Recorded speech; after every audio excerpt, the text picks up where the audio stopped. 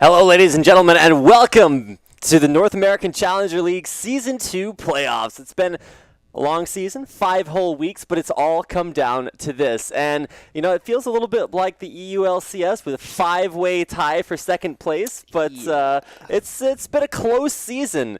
And it's good to get into the playoffs. Yeah, we're going to be having a hell of a match to bring you. It's going to be Cloud9, HyperX Tempest, taking on CompLexity Black. And that's a best of 3, too. Best of 3, finally. No more best of 1s. We're going to have these hardcore best of 3s. We have 2 of them tonight, too, so you guys got a lot of action coming your way. We're in picks and bans. We're going to swipe on over to that one. Whoosh, there we go. Production value. But so if you don't know who the players are already, you know, you got Cloud9, HyperX Tempest up there. It's going to be Lomo Nation up top lane, who is Yazuki. You got Kez in the jungle, Bishu in mid lane, and that strong bot lane combination of Altec and Glebe Glaru. They've shown us such good performances, like CompLexity Black. Yeah, exactly. CompLexity Black, man, they are coming back with a 1-1 record versus C9T. And, of course, they have a roster you guys probably know by now. It's Westrice in the top lane, Broken Shard in the jungle, Prolly, and then the duo lane of Robert Exley and Bubba Dub. And it's nice of Robert Exley to join us here from his trip to the LCS, where he was playing on EG over the weekend. We'll have to see if he brings out any evil or genius strategies as we get into our first game of the night. Like I said, it's best of 3, and, of course, All Pro versus Chris Academy will be our second best of 3 of the day. So we finish this first round of playoffs. We gotta get started with them. With picks and bans coming out here, you got Pantheon and Caitlyn banned away from Cloud9 HyperX Tempest, with Nidalee and Evelyn coming out from CompLexity Black. All right, so taking away Bishu's Nidalee. He tried something experimental one game, and everybody was very, very interested. He sold his Gwynsu's Rage Plate. I'll never forgive him for that. Yeah, that's okay. He bought something useful and a death cap with that one. But the Evelyn taken away from Kez, too. Evelyn being a bit of a powerhouse this season, coming in strong. Lee Sin taken away from Broken Shard. He loves playing that champion and showing off those fancy ward dashes into kicks. Last ban, we can expect possibly Yasuo away from Bishu, if anything. Or, you know, I think you mean Bishuo. Bishuo, yes. He's pretty good at that champion, and it has been sort of the LMQ killer all season long. Just an incredibly strong champion. But there's also a few other bans that we might see come through. You know, Kassadin has been reworked, so he's not actually available. That's why you won't see either team ban Kassadin. It's not just because he's new. But with a Lulu band out there, no surprises. Lulu kind of taking Kassadin's place. Oh, and someone who didn't get banned out there was the Kazakhs. So you're going to see that one in the jungle for Kez, evolving, you know, the ultimate first, then wings, or claws, depending on what you want to do. Resetting jumps, though, is pretty fun, so we'll see him skittering around for 2 seconds, invisible, and stabbing people in the back with that taste their fear and such. So should be pretty good to come out of them. It's an instant lock, obviously. The next 2 picks up, though, for CompLexity Black. Probably has his Ziggs available. Also, Robert Exley could go for the Lucian if he wants, but, you know, people have started to figure out how to beat Lucian in the lane. Sort of see some Sivir picks up from people, but either way they can go for safe picks, not give away anything, go for like support and jungle.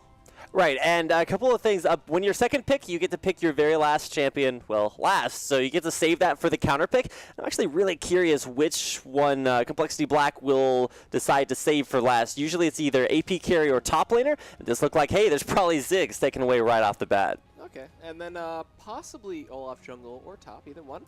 Could see, but I think it's more likely to go in the jungle, you know, take ghosts and just start chasing people down with the It's true, and Broken Shard's one of the only players that we really see still play Olaf jungle. Orange played it one time. That is true. He did play it once. That's only because he got like 5 jungle bans against him.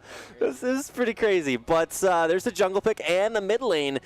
But now Bishu knows exactly what he can expect in that mid lane. So where is he gonna go?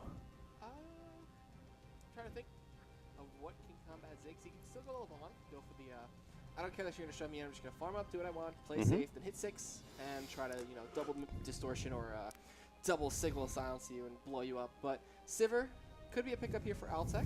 You usually see him play Lucian or Caitlyn, but Caitlyn got banned away this game. So Orianna locked in and Sivir locked in. So looking for a I'm going to chase you down kind of composition. Yeah, and that's actually really interesting to see the Orianna come out. Been seeing it maybe a little bit more in LCS, but it's always been sort of the super safe farm mode kind of champion. You can go maybe a little bit more aggressive and grab a Gragas, but with Orianna, she sits in the mid lane, she farms like a monster, and she has a crazy team fight presence. But it's all on those shockwaves, and we've seen, I don't know, maybe some hit or miss performances from Orianna this season. So. Oh, God. It's a lot of eggs in one basket, but the basket's really, really good when you put them all in. All right, and we've seen some attempts at fancy Orianna plays from him. You know, like flashing him with the ball on top of yourself and the shockwaving is probably one of the things. Melee range. Yeah, everybody loves doing that. It just looks really cool. So Robert Ixley possibly looking for the Vayne. Jinx isn't too bad a response, but she can spell shield. You know, the Super Mega Death Rocket. And Jinx Thresh, we've talked about this lane early on this season. People loved playing this lane. It was like 5 seconds of CC. You're in traps, flay, hook, and you just cannot go away and slowed by Zap too. So if that's the combination they pick up, it's very strong. And there it is. Bump it up is Thresh. The pick of the Jinx here is very sort of, you don't really see Jinx all that much in the Korean meta. We've actually started to see it maybe a little bit more. I'm really, really hopeful because I love seeing Jinx in competitive play. The only problem is kind of like Varus that's, you know, made a showing here or there. Very immobile and doesn't really have a whole lot of like, she has just flame chompers that you throw out and desperately hope that bruisers don't have gap closers over top of them before they arm. Because they actually do take a long time to arm. So it's a little bit rough if you go for a dive comp. And let's talk about the dive that we just saw right now from Cloud9 HyperX Tempest. You got Kha'Zix to jump in there, and Kha'Zix's jump is a true jump. It's not like Tristana's where you get stuck in traps. Yeah, so he'll jump over the traps, over the flame chompers actually. I think if they ever fix that, should be like completely viable again. Tristana? Yeah, just jumping over traps. If they actually made her not get actually jump over things instead of just like walking in the air. It's kind of weird. But there's also Shyvana. And while we don't quite have that Shyvana-Renekton matchup locked in just yet, there's an option here for Westrice to grab a Ryze. But I haven't necessarily seen him play a ton of Ryze. I'd put that more on like Yuzuki. But ideally, you'd see that Shyvana-Renekton matchup. That's just kind of like the classic clash of immortals in the top lane. But with Ryze coming back, now actually last pick, that's actually really interesting to me. And that's one of the reasons that you probably won't see too many first pick Renektons with a Ryze left open. All right, so we're going to look for possibly the hard counter, or just go to Renekton and kind of El Clasico. Stick with the tanky bruiser top lane meta, the wet noodle fights that happen all the time. And it's going to be locked in. There it is. So there we go. Going to be pretty strong. Both junglers kind of got to give it over to Kha'Zix in favor of, like, you know, the early game snowball potential. But, you know, if Olaf ever gets rolling, you're not going to be able to escape him. Those undertows and true damage that he has. And Ragnarok just getting through every kind of CC. I expect him to Ragnarok like a shockwave or something and just be like, ha, ha, ha, ha, and just keep throwing that is the cool thing. No matter what they put in front of you, whether it's, you know, a Tibbers or Annie stun or Shyvana trying to knock you away, you can't stop it. And that's actually something to talk about. This is a relatively CC light team. You've got Annie as a big CC bot and Command Shockwave, but that's basically it. So if you had to pick one team comp to run a Master Yi in, this is a pretty good one. I think we could actually see SG come back. I honestly think he's strong. Ever since people figured out you could like cancel his auto attack animation with a W, that's really, really cool. So I'm pretty excited to see maybe that guy come back. But hey, the new Wriggles too works on him. That is true. I've been playing I'm waiting a lot. for the new Wriggles upgrade. The what is it, Inner Flame? It gives the extra true damage or something like that. Yeah, it's like the Spirit of the Yellow Lizard. It's pretty cool. So I'll hold on for that, but maybe a little bit later. As for now, those are your picks and bans for our first game of the NACL playoffs. What are you pointing at? Oh yeah, the picks and bans. Oh, it's like we have Dan as our like product model here. It's like picks. Like bans. a mime. Oh, wait, no, my hand disappeared. Okay, I'm done. All right, we'll let Dan practice this a little bit more a little bit later on. But for now, we're going to hop into a quick commercial break before we get into our first game of the NACL playoffs. That means we need to give a quick shout out to our sponsors. You can see them right down below the screen. They haven't moved all season long, so hopefully you guys have at least checked them out once. You can check out Loot Crate right down below by clicking on the Creative Loot, heading over to lootcrate.com. There you can sign up for $13.37 a month for a monthly subscription service where they send a crate of loot straight to your door. And if you want to check out all the cool stuff that can be in those crates, it can be yours by heading over to lootcrate.com. You can also head over to phoenixcollection.com and check out any of their impeccably crafted gaming peripherals, their mice, keyboards, headsets, and mouse pads, all top of the line. So I'm not sure exactly where the line is. Maybe that's like the bar and the line at the same place. They're both set very high, and both stuff that describes phoenixcollection.com's peripherals. So head over there and make sure to check out our last couple of sponsors. Yeah, lolclass.com. Check them out. They get the greatest LCS pros for you in a small little stream classroom, and you and 100 of your peers will get to ask them in-depth questions about any champion. And we've had Odd One on Jungle Pantheon and HotshotGG on his LeBlanc. So they tell you the in and outs of that champion, the runes, the masteries, the counters, how to play against it, and such. such. So go check that one out. And then the wonderful music you hear during the break, Monster Cat, they provided it for us. So go check them out as well. But with that, we go to the break. When we come back, we'll have the first game of the playoffs coming to you.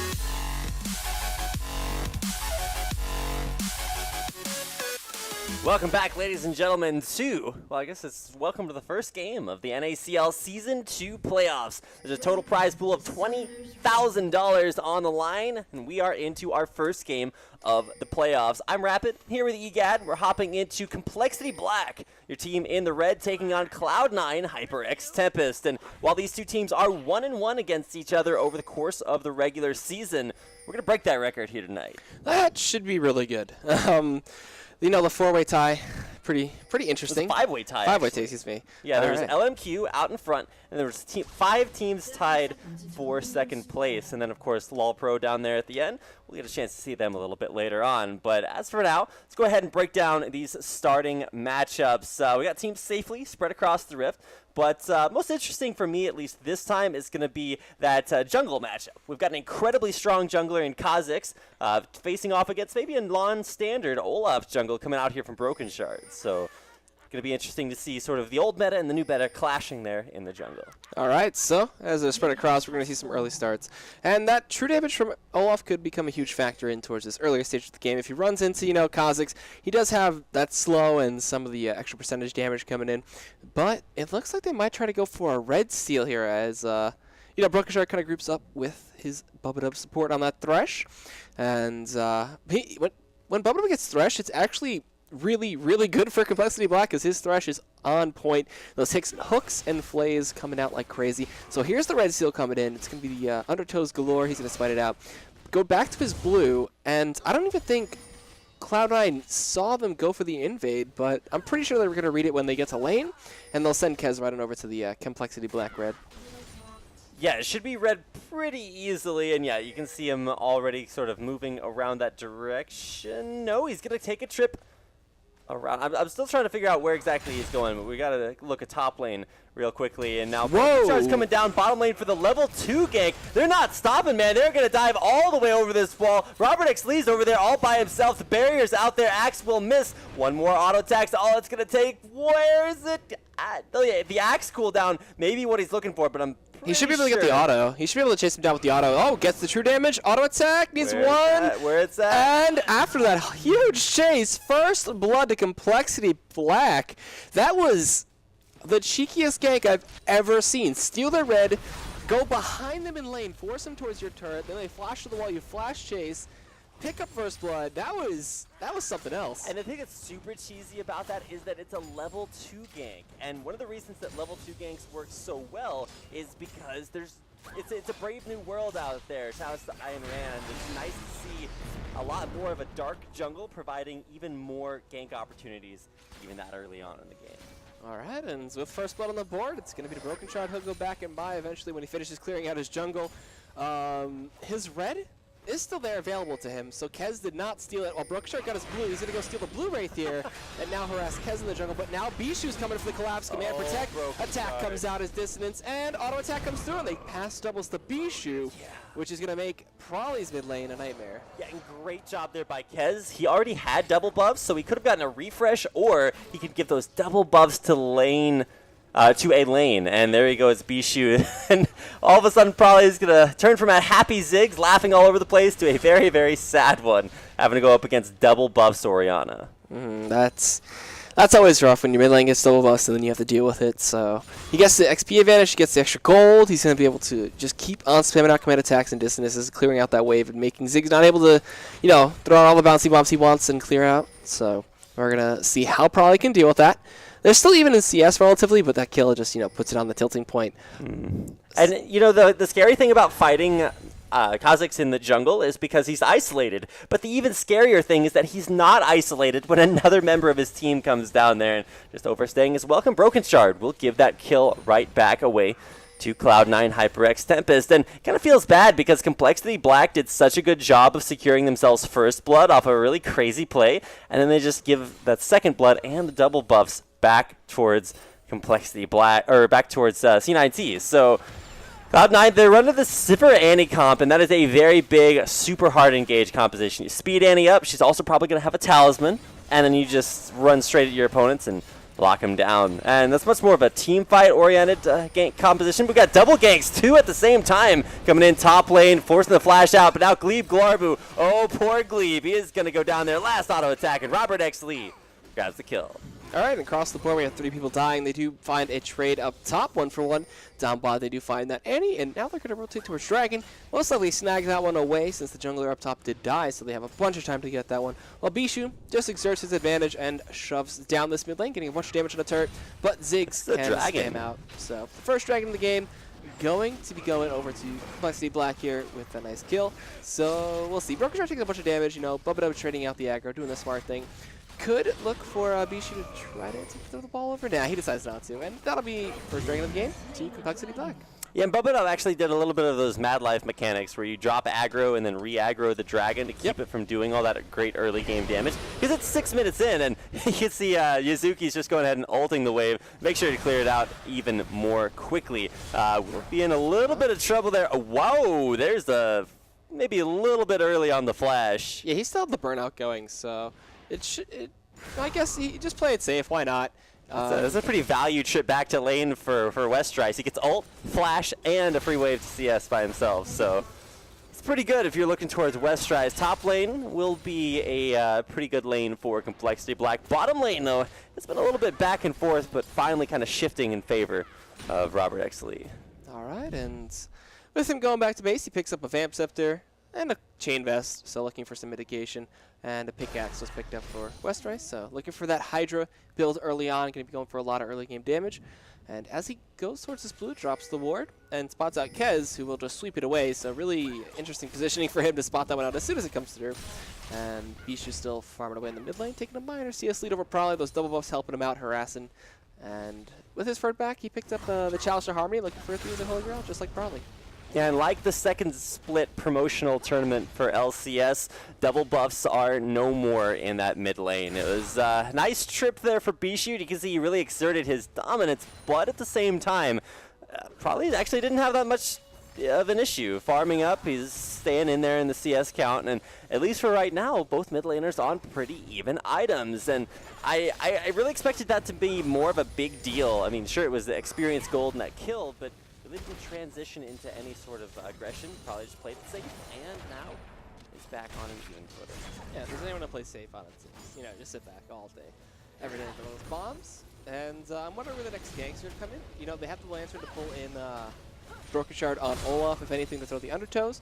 It looks like the bot lanes are kind of forcing each other back. They had to do gold from the side of C9, so snagging up the gold and extra XP that they can. They're in a bit of a lead, but she did have the first death of the game, so she went for a Vampiric Scepter, while Robert X. Lee gets to go for the BF Sword start. So going to be doing a ton of extra damage, and if he hits 6 and they get some kind of good fight, that Super Mega Death Rocket is going to pretty much take away half their life. This early on, at least. All right, so right now it's nice, at least for me, to see the game actually start out really, really even. I was really worried that maybe we were going to get some mismatches here for the playoffs and it was going to be really one-sided, but nope, looks like everything is going pretty well. And even when we caught the matchup over the weekend between Cloud9, HyperX, Tempest, and Curse Academy, those are some incredible games. That series went all the way to 3 games. Hoping for the same thing from this one, but it does look like both teams, you can see, have very different focuses. For CompLexity Black, they were saying, hey, let's do something really cool level 1, get a really big early game advantage, and then maybe try to pressure that home. And especially on that bottom lane has worked out very well. Top side of the map's working out pretty well too, but for Cloud9 HyperX Tempest, there's this much more of a team coordination kind of thing. They're like, all right, we've got each other's backs, we're going to try to make sure that our rotations are on point. Ooh. Death Sentence will land, there's Flame Choppers, will get Spell Shield, bit of a flash out as well. And the Super Mega Death Rocket Ignite auto attacks come through, and it will be Bubba picking up that one. They get the speed, and the bomb comes in from Ziggs, does not connect, and Gleek Blob with the Smart Flash gets away and will stay alive. So really, really good initiation there by the hook onto Altek, who did not have the lightning fast finger to take on the shield. While up top, Westright's going to get leaped in on, as well as the Dragon's Breath. Dragon's Descent comes through, Ignite, he pops the Dominus, turns around to Kez. Can he pick up the counter kills? The question. He cannot leap away. The turret will finish him off, and he'll pass off a red buff to Westright, who in a 2v1 finds a kill ball down, but traps, zap, and auto attacks coming through, but he responds with a Tivers onto Altek. Need one more auto attack. Bubba finds it. He picks up both kills in that bot lane, but Robert X. Lee survives, and that's a global 2 for none. Yeah, well, the important thing about that top lane kill was that Yuzuki, I keep forgetting his name. I keep wanting to say Lomo Nation, but it is Yuzuki, dropped turret aggro and gave it to Kez, who then got stunned up under turret and wound up dying. But now Broken Shard is going to turn on. That's Ragnarok. It's the end of days here for C9 Yuzuki. He does go down there just barely. Wow. He has 10 HP. And more importantly, he has 10 HP because he used the true damage from Reckless Swings to kill the minion that was auto-attacking him. So it's like, do you hurt yourself and almost kill yourself, or do you kill the minion that's, well, killing you too? I think he made the right choice there, makes it out just barely alive. All right, so a lot of good kills coming across the map. So that's going to be some really good turret pressure for Westrice, or possibly actually a turret for him. So that should be fun to see. While Probably gets that blue buff, he's just pushing down mid, and this will be the first turret of the game up top. Going to CompLexity Black when Westrice starts hitting that one. So should see that going down in a few more seconds. Altek and Gleek though, after some rough trades, there's 0-4 in that bot lane. And Bubba has 2 kills on Thresh, goes early mobility boots, has the Sightstone, and he's able to start these fights much easier now too with those boots. Exactly. The really rough thing for supports buying those boots of mobilities are that when you drop a ward early on, it means that you lose your move speed. You go back down to like 1 speeds until they refresh, and then you get all that move speed back. So maybe a little bit rough, but as far as starting fights is concerned, great way to do that. You could really see him just using that mobility advantage. And Nice spell shield. Yeah, so Altek's going to stay safe for now. I really like the, against sort of a super high pressure lane, like maybe an Annie or a Thresh, picking up that Sivir, because it really does allow you to counter so much of their big hard engage attempts. So even though there's more of an ability to hard engage there from Thresh, it's kind of countered out because, well, you can't grab a spell shield. All right, and now with Tiamat building towards that Hydra, Westrice can shove down these waves, force Izuki to sit back as well as force him to stop fighting him. That red buff too helping out from the kill from Kez, but Lomination actually winning out on that trade just a wee bit. We'll see Column 8 come in. Descendants comes out, does not connect. Tibbers is on the ready, but Gleek Blobber does not find a position even with Kez waiting in the wings. Pink ward going to get cleared out there. Satchel Charge comes through. They're trying to trade wards. One more attack. And he gets it. And the 1-for-1 in ward trades while they sweep out a ward in that Tri-Brush. Wait, no, they didn't kill it. Okay, there we go. Whew. 15 gold for both of them, so worth it. While, you know, Westrice now, becoming a jungler, does find the wolf, gets stolen away there. Izuki chasing him down just a little bit. Descendants comes out with the lantern pulling in Broken Shard. Gonna see a bunch of damage come out, and Robert X. Lee will pick up that kill. Meanwhile, probably just barely escapes a Gankatep slash, you know, Shockwave from Bishu. And with that, the second turn of the game goes down bot. And 2-0 so far for CompLexity Black, and Dragon is live, so they might be just completely dominating this map control early on. Well, it was both summoners flashed out from probably there in the mid lane. Broken Shard, though, he's going in onto, looks like flashed out there from Bishu. Mega Inferno Bomb hits onto a couple of them, but there's the Super Mega Death Rocket almost living up to its name. But I really like this Ziggs Jinx combo because Super Mega Death Rocket Inferno Bomb. You're never safe anywhere on the map. You just get hit by both of those long-range spells, and hopefully the bomb hits you first, then you get extra execute damage from that Super Mega Death Rocket, but there's a lot of global pressure. Somebody is going to recall in the wrong bush this game, and they're just going to get owned. If both of them hit at the same time, you know, it's just explosion, fusion everywhere. I love global pressure from those champions. We're going to see the tier 1 in the mid lane go down here. This is going to be all outer turrets gone by about 14 minutes. Just needs one more wave for that one. And a few more auto attacks should go down, but Bishu will surely be able to defend that one. Probably gets blue buff, he goes back to base, buys up, finishes Athene's, has his sword shoes, so he's doing a ton of damage. And Robert X. Lee has his BT, building towards possibly the Shiver PD now. I was watching the NLB round of 16, I believe it was, last night, and Big File Amor has this AD carry named Wit, and he hit so many snipes on the Super Mega Death Rocket from Jinx. It was pretty awesome to watch. It's like, you're gonna pick that bush to back it, and he just snipes him down. So we'll have to see if Robert X. Lee can handle the same thing. It looks like he's off to a good start here. Combined 4-0 for the bottom lane there on CompLexity Black, and C9T is starting to maybe have a little bit of a rough start to the early lane. Westrice has got his top lane on lock, and really the more that bottom lane has been the big impact so far. All right, and looking to see where Kez and Bishu want to go. Morley Kez, because he's trying to set up these ganks and his team back into the game, you know, down that rough 5,000 gold. So they have a little bit of work to do, especially with that kind of lead of 15 minutes is huge. 2 dragons, 3 turrets, almost 3 turrets, 2 turrets so far. When that mid one will fall, you know, in one simple infused auto attack from probably, if anything. Do spot out Kez. They are starting to get some deep wards on the red side of the jungle. C9 forcing Kez to sit back there because he does not want to get hit by those wards or any damage. And they'll just back out. He'll sweep up that ward. So find something out of it at least. You know, I feel the imminency of the playoffs kind of hitting myself here. 2-8's a rough score to kind of look up at and see over and over again because it's not the end of the game by far. I mean, we've got a lot more League of Legends to play. And for Cloud9 HyperX Tempest, sometimes they can kind of get into this mentality where it's like, hey, our plays aren't working, what do we do? And then they just maybe not as strong making the pick, but Kez though will find Broken Shard, dodges away from that death sentence, and Lantern to pull Broken Shard back out. It's a nice trade. Junglers dropping a little bit low. It does look like C9 team maybe grouping up a little bit in the lower jungle. Top lane is just going to be that 1v1 island, which kind of sucks for Yuzuki because he is a little bit further behind. He went tank, whereas Westrice went for the more damage-heavy build. Yep. With the mid-turret falling, it really does open up these side lanes, but probably might have overstayed his welcome just a little bit. Bombs will deter the chase. A little satchel charge way to get away, too. So, nice job. While they do find a hook on a Bubba Dub, he's stuck in the box, flayed backwards. He's trying to juke around from that slow. They drop the hunt as well, but Altec runs into the traps and takes a bunch of damage. The minigun is shooting like crazy. Zap comes through, does connect. Super Mega Death Rocket does not field goal. And there's Mega Inferno Bomb. It's available. He's too far? Yeah, he's too far right now, unfortunately. Yeah. But Broken Shard might not be. He's kind of making his way through that turret possibly and looking for it. He's going to go. There's the bomb coming in from Ziggs. He does take off the shield, but a flash wave will keep him alive. Broken Shard falls, though. Ooh. A pretty aggressive dive there does net him to death. And they will possibly force it back out of here. No, Prawley's coming through. They're going to get a bunch of damage in, but Bishu, you know, will deter them. And Cloud9 will defend this tier 2. It does take a bit of damage, but it'll be okay. You know, in the immortal words of General Odd One, you don't have to win the game. You just have to wait for your opposing team to lose it.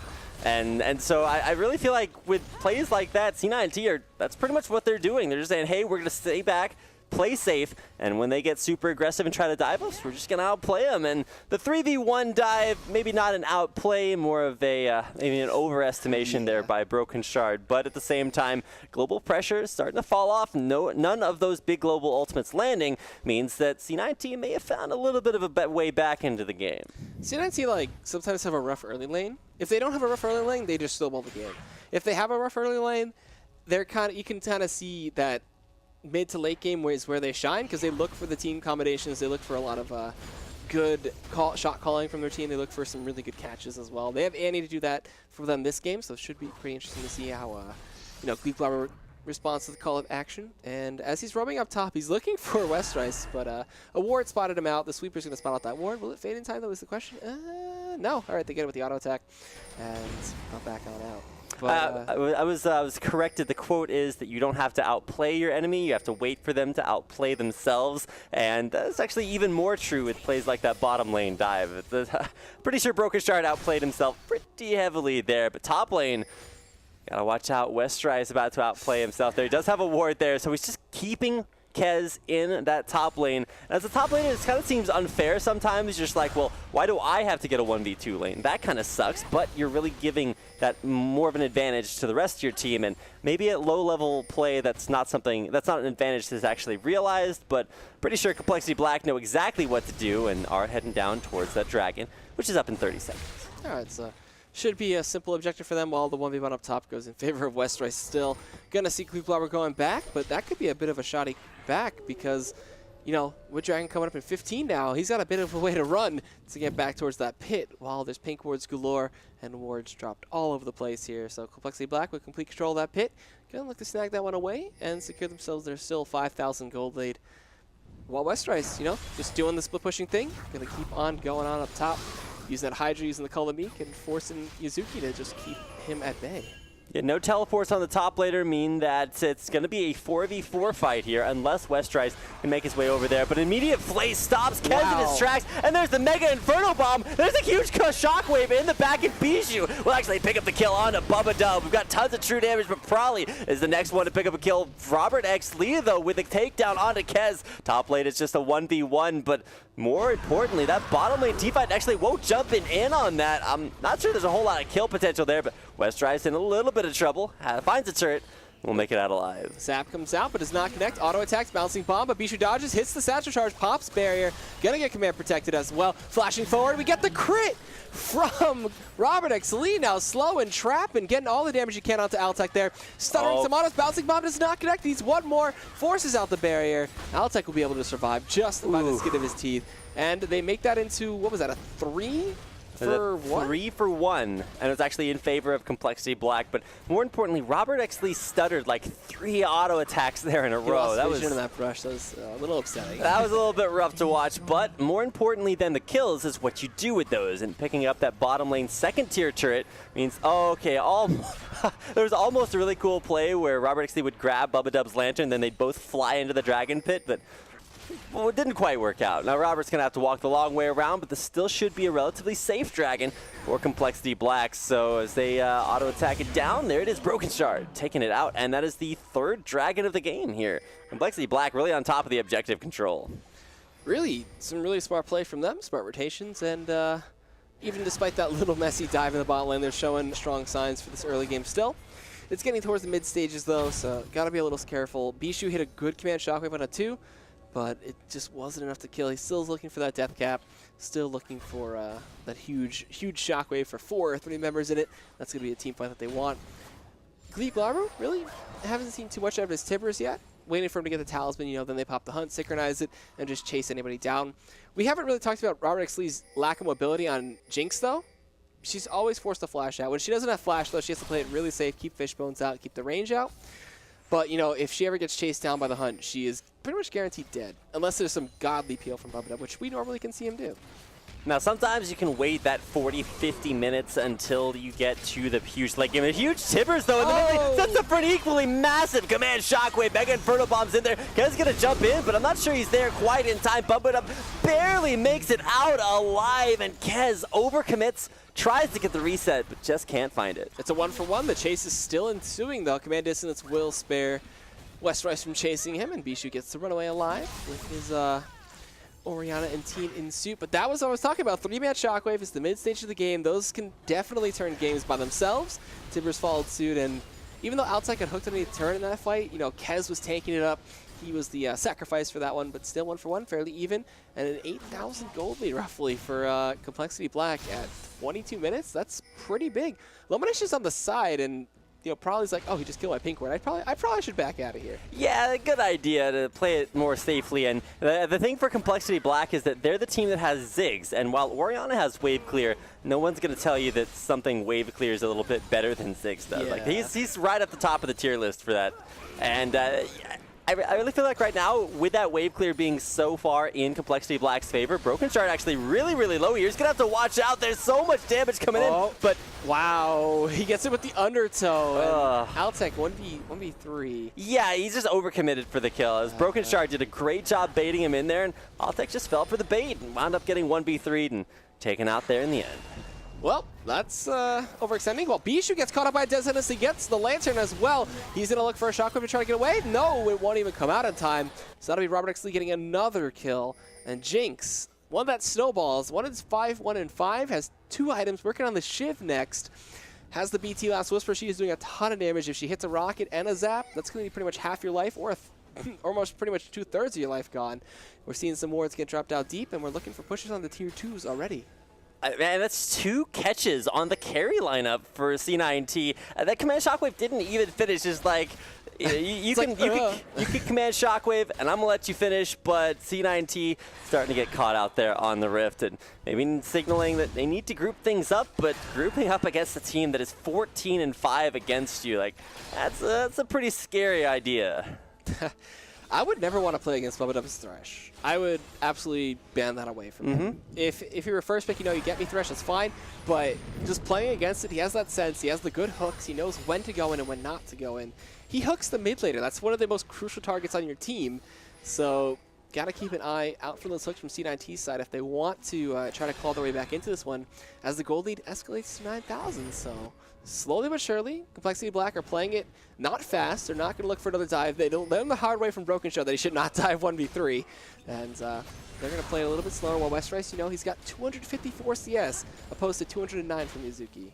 Yeah, Westrice having a great game top lane. Oh, Talisman comes through, gets the flay on the Dragon's Descent, and the hook on top of that one with the box. He flashes, he's slowed, Ignite comes out, but Tibbers stuns up Westrice. He'll pull out the Lantern, and that's what I mean. Bubba Dub. Bubba Dub. Bubba Life. Stop. They're already dead. Mad Dub. It's Mad Dub, I like that one.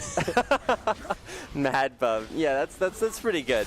In the end, it is a successful escape there from Yuzuki. But good sweet lord, look at all the things that guy had to do to get out alive. Like, that Thresh is just way too much to handle. It got the bottom lane very, very strong from CompLexity Black, and now they fire back, taking down the second tier turret. There's a flashed in, but the flash from Robert X. Lee got away from it. The shockwave hits with no one. There's the bomb onto Outs, like a bunch of damage coming through. Slice and dice and stunning.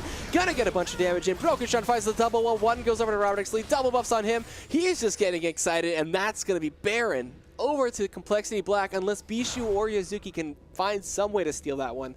Oh my god. And when a team with Sivir or Orianna can't run away fast enough, you know something's probably wrong. And that thing that is wrong is, I mean, I don't want to put it on one person because it's been a team effort from CompLexity Black, really just putting their, exerting their pressure out on the map. But the bottom lane now, I believe 2-9 versus the lane that is, I think 8-2. That's a big place to look down there in the bottom lane towards CompLexity Black's success. But you got to give a shout out to Broken Shard too. That guy is total of 10 when you count kills and assists with only 2 deaths. That's a great way to play your jungle. You're picking up kills for yourself, but you're also giving them away to the rest of your team. He's kind of like playing a support bruiser, in a way, in a sense. He's running in, taking everything, slowing them down as much as possible. Yuzuki does find something in the first third of the game for Cloud9 HyperX Tempest. You know, it's something, it's some goal. They're going to try to hold out. The 13,000 goal behind, they're not going to let that phase them. They need to wait for CompLexity Black to mess up, really, from their side. The only way, like you stated before from Odd One, you know, you have to wait for them to throw themselves at you and die to, like, Nexus Fountains or something crazy like that. But CompLexity Black, they're using the range. He's already building towards a Banshee's Veil and Robert X. Lee. Fishbones just demolishes people towards this point of the game. That range is already maxed. He's doing a bunch of damage, critting, has Chain Lightning on top of that. So good. And McHale's now for Bubba. Wow, yeah, that's going to be, Bubba's just going to be able to do everything to keep his carry alive. And you talk about hyper carries, but there is no carry more hyper than Jinx. And you've seen Robert get excited several times so far this game, and I don't think he's going to stop. I think he's still pretty happy about the way things have been going, but all it takes is like one huge shockwave into Tibbers. Like that wombo combo in and of itself is basically like there's no point in the game you can really get too far ahead so that doesn't work. Maybe like everybody has Banshee's Veil and you spell shield everything. Everybody has Warmogs and Banshee's Veil. You cannot damage them. And all of a sudden, yeah, it's going to be a little bit rough, but Broken Shard is starting to get really, really scary. He's picked up the Randuin's Omen now, and that means that not only is he going to be able to ghost in at you, break your CC. Oh, they pop the hunt. They're looking for a turn. Flash Tibbers comes in out to 3. We're going to see a Shockwave come out. Hits no one again. It whiffs out the Ragnarok actually from Broken Shard. Stops it, but it doesn't matter. He's diving through the back line while so is Yasuki chasing down Robert X. Lee. He's kiting, gets the bomb as well, but the Ignite will find the kill while the rocket comes out. Doesn't look like it hit anybody. Kez going to get dove in on it. Oh my Broken Shard God. unstoppable, getting a double kill. Looking for Bishu now, who flashed away, but they're not going to chase this one down. They're going to get the inhibitor and possibly some Nexus turrets out of that one, but the surrender vote. Wow, 21-6, CompLexity Black take the first game here at the playoffs. And these are best of 3s, so, you know, no one's knocked out yet. There's still 2 more potential games for Cloud9 HyperX Tempest to come back. But, damn. Yeah, CompLexity Black, they started it off with a really cool early game play, doing the level 2 gank after stealing the red buff. That was so cheeky. Dude, that was so really, cheeky. that was, nobody, I mean, how do you You're see that forced to coming? run to our turret now, and you have to flash over our wall. Yeah, not a whole lot of places to run there, but with a great start and an even better finish, CompLexity Black will advance to a 1-0 lead, but it's best of 3. First time this season we're seeing series, and I mean, I'd ban Thresh, I'd maybe change up a few things, but really, really just great play out of CompLexity Black, and they will advance, like I said, to a 1-game advantage. So we're going to head off to a quick little break. Don't go anywhere, because when we come back, it's Game 2. It's CompLexity Black look to close out the series, and Cloud9 HyperX Tempest look to bring it back. We'll have that game and a whole lot more coming your way when the NACL Season 2 playoffs continue right after this.